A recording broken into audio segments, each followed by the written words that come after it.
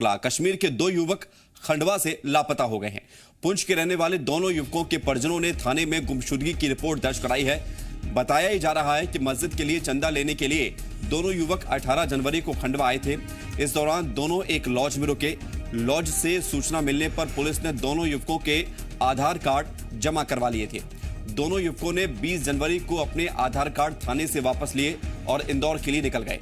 हालांकि इसके बाद से दोनों के फोन अब बंद आ रहे हैं। ऐसे में परिजन दोनों को खोजते हुए खंडवा आ गए हैं और गुमशुदगी की रिपोर्ट दर्ज कराई गई है।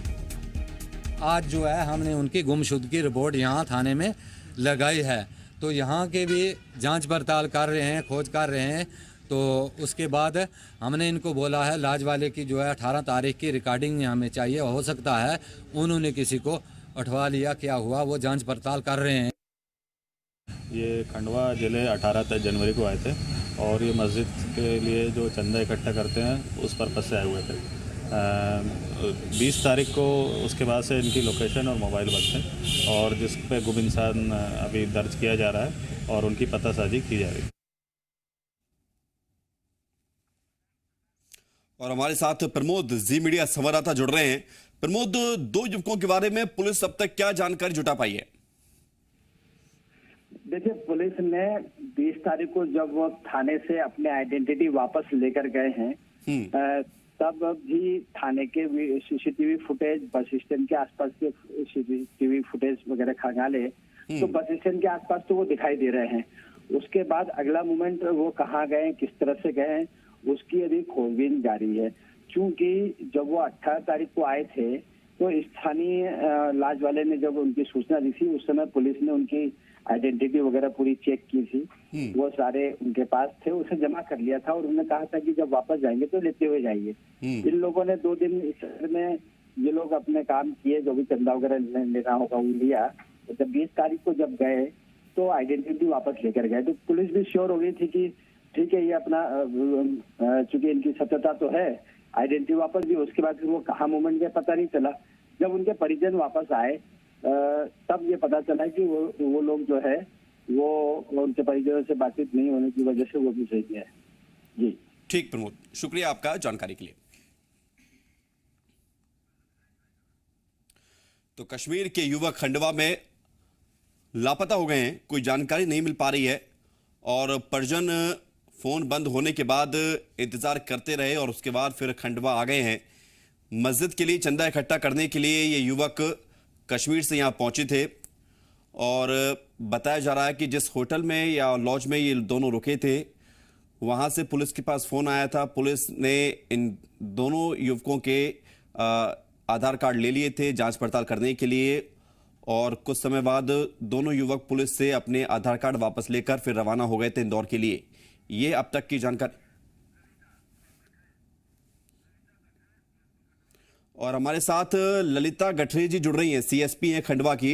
ललिता जी, 2 युवक जो कि कश्मीर से आए थे चंदा लेने के लिए खंडवा तक, कोई जानकारी मिल पाई अब तक पुलिस को? ये 18 जनवरी को खंडवा जिले में आए थे और यहाँ पर होटल में स्टे किया और 20 जनवरी को इनके मोबाइल नंबर वहाँ से स्विच ऑफ आ रहे हैं। तो लगातार पुलिस इसमें पड़ताल कर रही है। उनकी कॉल डिटेल अभी हम लोग खंगाल रहे हैं और सीसीटीवी फुटेज कुछ मिले हम लोग, तो उस पर वर्क चल रहा है अभी और जल्द भी इस पे हम अगर जो भी अपडेट मिलता है तो उस पर खुलासा करेंगे।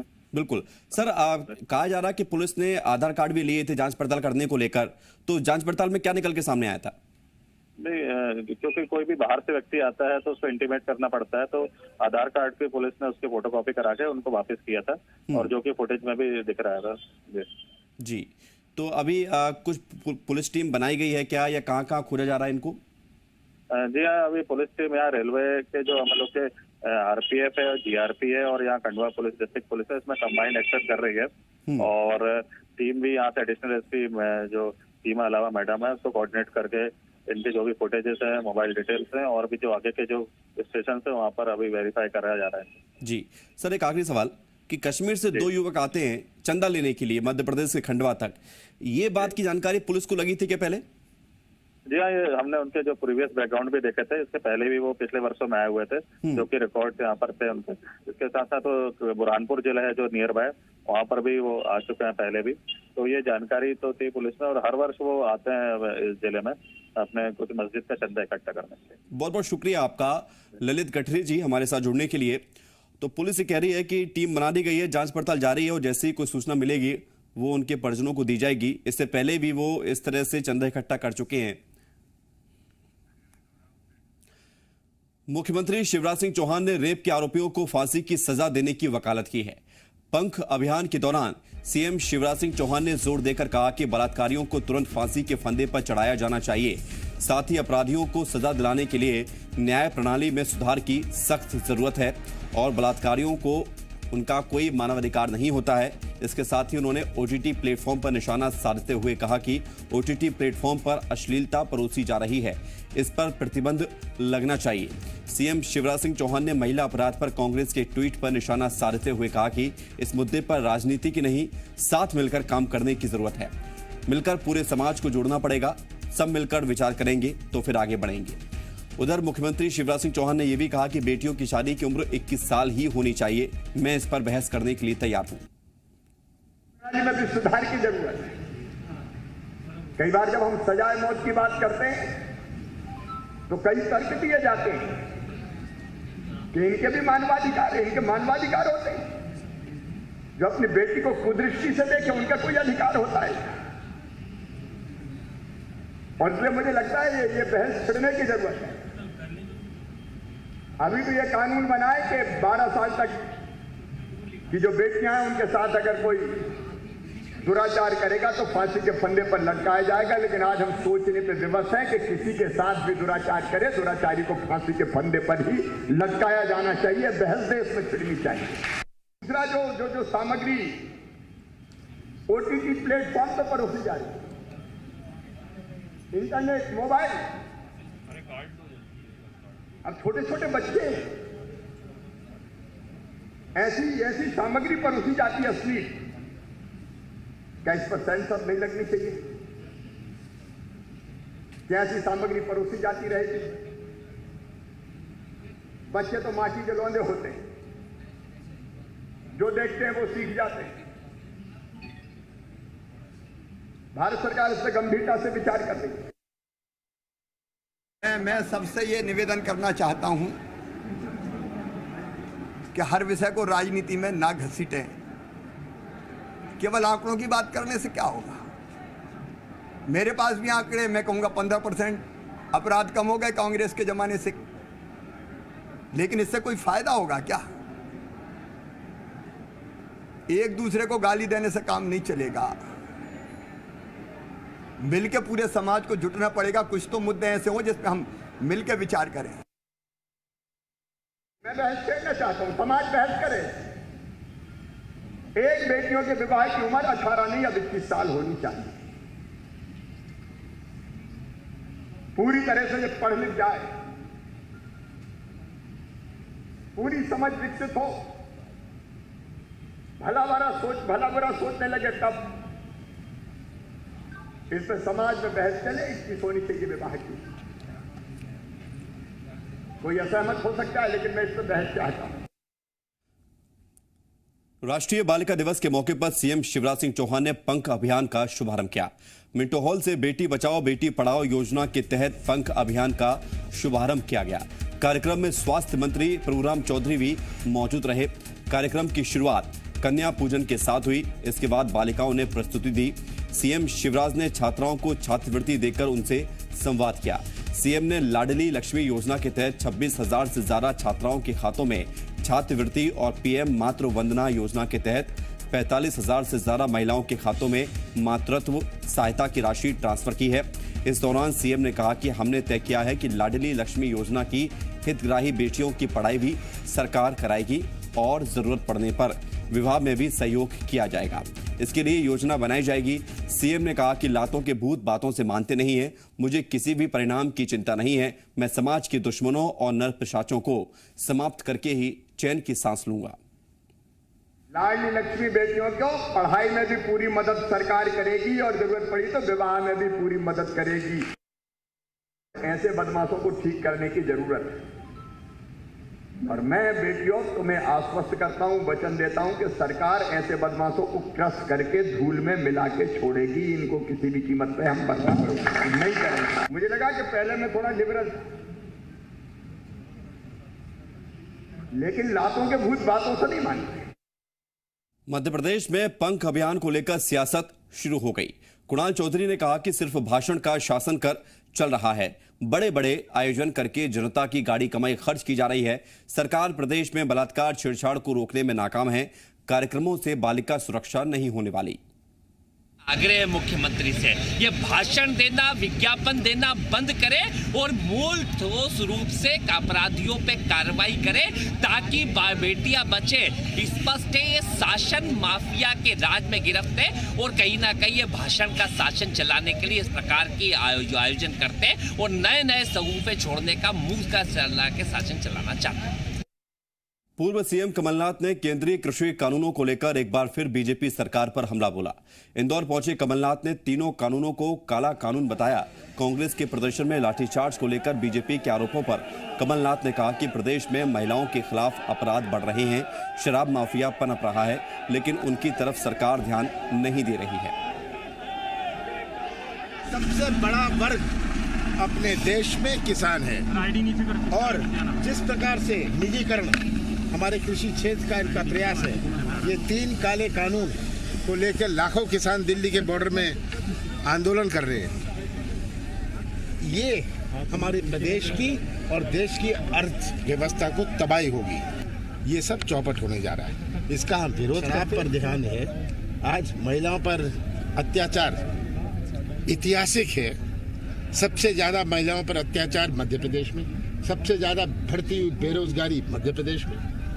ये आज हालात, ये चित्र है। तो मैं तो एक ही अपील करता हूँ मध्य प्रदेश की जनता से कि भविष्य सुरक्षित रखें, सच्चाई को पहचानें, सच्चाई का साथ। मध्य प्रदेश में कांग्रेस के प्रदर्शन के दौरान हुए लाठीचार्ज पर सियासत अब शुरू हो गई है। जहां एक तरफ कांग्रेस ने पुलिस की कार्रवाई पर ऐतराज जताया है, तो उधर बीजेपी ने प्रशासन की कार्रवाई का बचाव किया है। दरअसल कल कांग्रेस ने कृषि कानूनों के विरोध में भोपाल में प्रदर्शन और राजभवन के घेराव का प्रयास किया था। इस दौरान पुलिस ने प्रदर्शनकारियों को रोकने की कोशिश भी की थी। इस दौरान वाटर कैनन और आंसू गैस के गोलों के साथ ही लाठी चार्ज भी किया गया था। प्रशासन की कार्रवाई पर पीसी शर्मा ने आरोप लगाया है कि बीजेपी ने प्रदर्शन में गुंडे भेजे थे, जिससे माहौल खराब हुआ। उन्होंने लाठीचार्ज को सोची समझी साजिश बताया। तो वहीं मंत्री विश्वास सारंग ने प्रशासन का बचाव करते हुए कहा कि कांग्रेस ने पहले पथराव किया था। साथ ही उन्होंने दावा किया कि प्रदर्शन में एक भी किसान नहीं था। पत्थरबाजी कुछ नहीं की, ये कहीं न कहीं कुछ भारतीय जनता पार्टी के गुंडे इन्हें भेज दिए होंगे जो उन्होंने पत्थर चलाया। कांग्रेस का तो बिल्कुल शांतिपूर्ण था, लेकिन ये दमन नीति से दिल्ली से लेके भोपाल तक, चाहे कांग्रेसी हो या किसान, ये रुकेगा नहीं। और पहली बार ऊंट पहाड़ के नीचे आया। मैं सबके सामने ये पूछना चाहता हूँ, कमलनाथ जी कहाँ चले गए? जो मैं पहले से कहता आया हूँ कि कमलनाथ जी संघर्ष नहीं कर सकते, कमलनाथ जी ज़मीन पर उतरकर जनता की सेवा के लिए कुछ नहीं कर सकते। वो तो हवाई जहाज में बैठकर रफू चक्कर हो गए। सेठ, कलकत्ता का सेठ दिल्ली होते हुए कलकत्ता जाने की तैयारी कर रहा है। कमलनाथ ने विधानसभा सत्र स्थगित किए जाने को लेकर अधिकारियों पर गंभीर आरोप लगाए हैं। उन्होंने कार्रवाई के लिए प्रोटेम स्पीकर रामेश्वर शर्मा को पत्र भी लिखा है। इसे लेकर अब सियासी आरोप प्रत्यारोप शुरू हो गया है। एक तरफ जहां चिकित्सा शिक्षा मंत्री विश्वास सारंग ने कहा है कि पत्र लिखना हर विधायक का अधिकार है, लेकिन इसमें कोई राजनीति नहीं हो। साथ ही उन्होंने कमलनाथ पर आरोप लगाते हुए कहा कि जब वो सीएम थे तब उन्होंने इतनी संवेदनशीलता क्यों नहीं दिखाई। तो वही पूर्व मंत्री पीसी शर्मा ने आरोप लगाया कि प्रदेश में कोरोना का बहाना लेकर सुनियोजित तरीके से विधानसभा सत्र नहीं चलने दिया गया। उन्होंने कहा कि विधानसभा सचिवालय का कोई कर्मचारी पॉजिटिव नहीं था। आपको ये बता दें कि कमलनाथ ने अधिकारियों पर गलत जानकारी देकर विधानसभा का सत्र स्थगित कराने का आरोप लगाया है। उन्होंने इस मामले में कार्रवाई के लिए विधानसभा के प्रोटेम स्पीकर रामेश्वर शर्मा को पत्र लिखा है। उन्होंने दावा किया है कि अपर मुख्य स्वास्थ्य सचिव ने कोरोना की विकराल स्थिति बताते हुए सत्र को नहीं चलाने की सलाह दी थी, जबकि उन्होंने सभी कलेक्टर्स को पत्र लिखकर संक्रमण की स्थिति को नियंत्रण में बताया था। विधायक का ये अधिकार है कि वो विशेषाधिकार हनन की सूचना दे, परंतु ये सुनिश्चित होना चाहिए कि इसमें कोई राजनीति ना की जाए। कुल मिला के ये विशेषाधिकार हनन का मामला है, उसकी सूचना दी है और जब भी उसकी प्रोसीडिंग होगी तो हम जितने भी अधिकारी हैं इनके खिलाफ सबूत पेश करेंगे कि इसमें फ्रॉड हुआ है। बीजेपी और पश्चिम बंगाल की सीएम ममता बनर्जी के बीच विवाद में अब स्पीकर रामेश्वर शर्मा भी आ गए हैं। उन्होंने सीएम ममता बनर्जी को रामायण भेजी है और उन्हें रामायण का पाठ करने की सलाह देते हुए कहा कि राम से दुश्मनी लेने वाला कभी भी सुखी नहीं रहा। रामेश्वर शर्मा ने आरोप लगाया है कि ममता बनर्जी ने बांग्लादेशियों के दबाव में आकर जय श्री राम के नारे पर ऐतराज जताया। आपको ये बता दें कि पश्चिम बंगाल में पराक्रम दिवस के मौके पर कल एक कार्यक्रम का आयोजन हुआ था, जिसमें जय श्री राम के नारे लगने पर ममता बनर्जी ने नाराजगी जताई। राम का विरोध तजिए और गर्व के साथ जय श्री राम करिए। मैं रामचरितमानस आपको भेज रहा हूँ, साथ में एक पत्र भेज रहा हूँ। दीदी उम्मीद करता हूँ कि आप राम संवैधानिक पुरुष है, राम मर्यादा पुरुषोत्तम है, इसलिए राम की जय श्री राम में आपको आपत्ति न हो। सतना में रिकॉर्ड धान खरीदी किए जाने के बाद नागरिक आपूर्ति निगम के सामने भंडारण की गंभीर समस्या खड़ी हो गई है। ऐसे में धान की खेप को बाहर भेजा जा रहा है। दरअसल इस बार सतना में करीब 3,98,000 मीट्रिक टन धान की खरीदी की गई है। 15 जनवरी को खरीदी बंद किए जाने के एक हफ्ते बाद खरीदी केंद्रों में हजारों मीट्रिक टन धान खुले आसमान के नीचे रखा हुआ है, जिसके खराब होने का खतरा भी बढ़ गया है। हालांकि 10,000 मीट्रिक टन धान की खेप 5 रैकों में होशंगाबाद भेजा गया, लेकिन अभी भी 50 उपार्जन केंद्रों में 1.5 लाख क्विंटल धान के लिए गोदाम नहीं मिल रहे हैं। और अगर इस धान का उपार्जन केंद्रों से जल्द परिवहन नहीं होता है तो फिर खुले आसमान के नीचे इस धान के रखे होने से इसकी सुरक्षा को लेकर खतरा है। नागरिक आपूर्ति निगम ने जिले से बाहर करीब 16,000 मीट्रिक टन धान और भेजे जाने के लिए जल्द से जल्द रेड हेड पर 8 रैक और उपलब्ध करवाए जाने की मांग की है। सब कुछ जानकारी होने के बावजूद भी भंडारण की व्यवस्था नहीं करना, ये कहीं न कहीं जिला प्रशासन की गंभीर लापरवाही की ओर को उजागर करता है। ये किसानों का जो मेहनत का जो अनाज है इस तरह से बर्बाद किया जा रहा है और ये हर वर्ष होता है। यह जिला प्रशासन कभी इस ओर गंभीर नहीं रहा। जिले में जितना टारगेट था उससे अधिक ही खरीदी हुई है, जिसके कारण जिले में भंडार क्षमता उपलब्ध न होने के कारण अन्य जिलों में जो है धान भेजी जा रही है। अब जिले में वेयर हाउस की भंडार क्षमता तो है 4 लाख मीट्रिक टन के आसपास है, पर चूँकि जो है पूर्व वर्ष का गेहूँ भी रखा हुआ है और क्या बोलते हैं उसमें अन्य चीज़ें भी भंडारित हैं, तो जो जगह उपलब्ध थी वो धान भंडारण के लिए पर्याप्त न होने के कारण जो है बाहर भेजा गया। इंदौर में 70 किलो ड्रग्स पकड़े जाने के मामले में एडीजी योगेश देशमुख ने बड़ा खुलासा किया है। मुंबई और नासिक से गिरफ्तार 3 आरोपियों के पहले भी बड़े मामलों से नाम जुड़ चुके हैं। मुंबई से गिरफ्तार अयूब कुरैशी 1993 मुंबई बम धमाके में 5 साल की सजा काट चुका है। जेल से छूटने के बाद मुंबई में पार्किंग का काम करता है और साथ में ड्रग्स कारोबार में भी लिप्त है। उधर नासिक से गिरफ्तार वसीम खान मुंबई के अबू सलीम गैंग का पुराना सदस्य है और गुलशन कुमार हत्याकांड में भी आरोपी था, जो बाद में इस मामले से बरी हो गया था और ड्रग्स कारोबार में लग गया था। ड्रग्स मामले में अब तक 15 लोगों की गिरफ्तारी हो चुकी है। अभी तक 15 लोगों को गिरफ्तार किया जा चुका है। अबू सलीम गैंग से भी इनका इन्वॉल्वमेंट रहा है, वसीम का, उसके गैंग मेंबर कभी रहे हैं ये। और इसी तरीके से जो अयूब खान है मुंबई सीरियल ब्लास्ट में भी ये कन्विक्टेड रहे हैं। तो ये तो बहुत ही फैला हुआ जाल है और जैसे मैंने पहले भी कहा है, ड्रग्स की समस्या इस देश में बढ़ी रही है, तो इसको निरंतर हम परतें खोलते जाएंगे। जैसे जैसे हमारी पूछताछ बढ़ती जाएगी, इन्फॉर्मेशन मिलती जाएंगी, हम इसमें काम करते जाएंगे। मुरैना के मनोहर नगर तुस्सीपुरा में 2 पक्षों में पथराव और फायरिंग हुई। आरोप है कि गौशाला की जमीन पर कब्जे को लेकर वीरांगना झलकारी बाई और डॉक्टर भीमराव अंबेडकर की प्रतिमा स्थापित की गई। वीरांगना झलकारी बाई के चबूतरे और चित्र को मिटाने के बाद विवाद हुआ, जिसमें पथराव और फायरिंग हुई, जिसकी सूचना पर पुलिस मौके पर पहुंची और मामले की जांच शुरू कर दी। धक्का मुक्की होने लगी। हाल ही इन्होंने लड़के पुलिस में डंडे लट्ठों से इसमें हमारी झलकारी जयंती पर बाहर किए, पत्थर मारे और बाहर फायर भी किए हैं। इसी बात पर से दोनों पक्षों के बीच में, दोनों पार्षदों के बीच में विवाद हो गया। और विवाद के दौरान काफ़ी लोग दोनों समाज के इकट्ठे हो गए थे वहाँ पर।